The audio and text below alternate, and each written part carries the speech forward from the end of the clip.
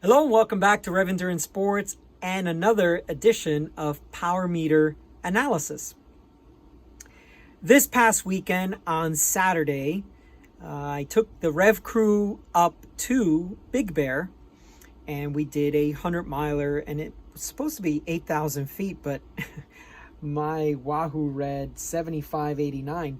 And actually, I took a couple of videos as we were passing the elevation sign. So we passed a 7,000 foot sign, 8,000 foot sign, and my Wahoo was only off about 50 feet, showing less by 50 feet. So I guess they changed the route again. This used to have 9,000 feet, and years ago there was a 125-mile race that was like 12,000 feet. Anyway, so today I'd like to show you, it's a more of a follow-up video from the video I shot just before heading out. So I shot a video on August 2nd, which was a Tuesday, with the event being on August the 6th on a Saturday. And I had talked about in that video how to use your Training Peaks, not an ad for Training Peaks, but how to use your Training Peaks data to show you how much stress you've given your body and how much recovery you've given your body, and then how your form and your fitness and your freshness will come around if you follow some basic principles of training, which is give the body some stress, give it some recovery, and so on and so forth. Okay, so let's take a quick look. First thing we'll look at is the ride itself. And this was, like I said, for some reason the data looks a little off. 98 miles and 7589. Full disclosure, I had a terrible day on the bike, and I've been dealing with a left quad strain, pull, I don't know what it is, but it's very the analogy I give people is it feels like someone has put a tourniquet on my left leg as I'm starting a hard effort, and it feels like I've been doing a hard effort for 10 minutes, even though I just started 30 seconds ago.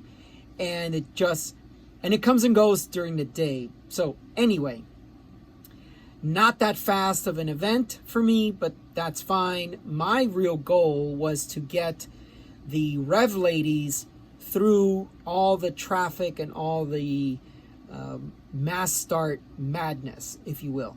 Okay, so this is the event, 98 miles, 6.5 hour total, moving time, total time. Yeah, there were a couple of times I had to stop and regroup with myself. So 7:07, I'm actually one of these people that I do centuries with minimal stops. But if you didn't catch the first video, here's the course. And we start here, we go around the lake once, we drop down, we go around the lake a second time, and then we do that, and then we eventually do the big climb up, and then we go back down, lap around, and back up, right? So here it is.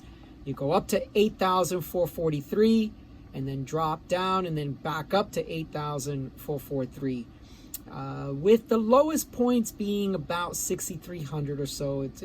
You don't drop that low, so you're above 6,000 the entire event.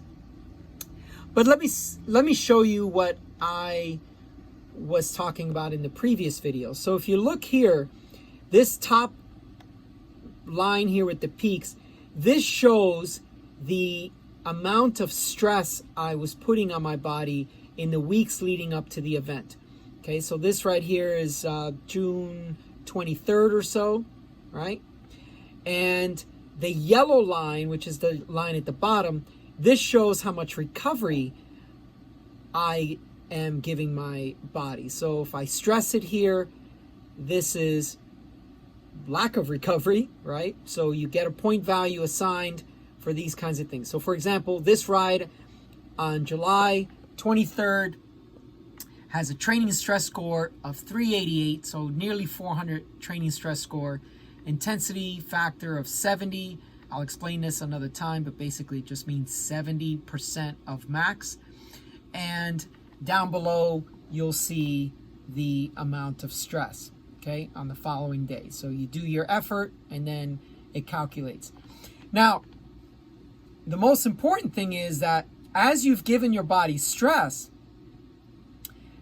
these spots up here, when you start to taper off, and you can see like these are less pointy than these up here, when you start to taper off, this yellow line starts going up and up and up because you are giving your body some recovery time because there's no hard training efforts, right? So here it is on Friday the 5th, so the day before the event. You've got a form of 28 training stress balance. You see that yellow on the bottom, and you can see it pointing up here. So that's what you want to do. You want to stress your body, let it recover, and then your training stress balance starts to go up, and that's what this is here. Now, if you don't do that, maybe you're planning for an event in the future, and the event that you're doing now is not an A race, and maybe this is a B and C race. These are just stepping stones and milestones towards a much bigger race or a much more important race. All right, so this is what that data would look like for just the climb. Now, I didn't mention it before, but there is a timed climb right here. So the first time up Onyx is a timed climb. And as I mentioned just earlier, the Rev ladies I take it as my responsibility to be the domestique and lead them out towards the climb. Now, unfortunately, I could not pace them up the climb, but I did lead them through all this roly-poly stuff and kept them safe during the flatter portions of the event. And then you get the timed climb, and then the rest, you can ride it as hard as you want because this is the only part that's timed. And the total time is just for your own personal achievement, I guess you'd say. So if we go back to this being the climb, for me to average 155 normalized power, that's not very good. But my left leg was just really, really in bad. It just didn't want to respond to any inputs that I was giving it. And I might have felt a little altitude. I might have been reduced power because of it.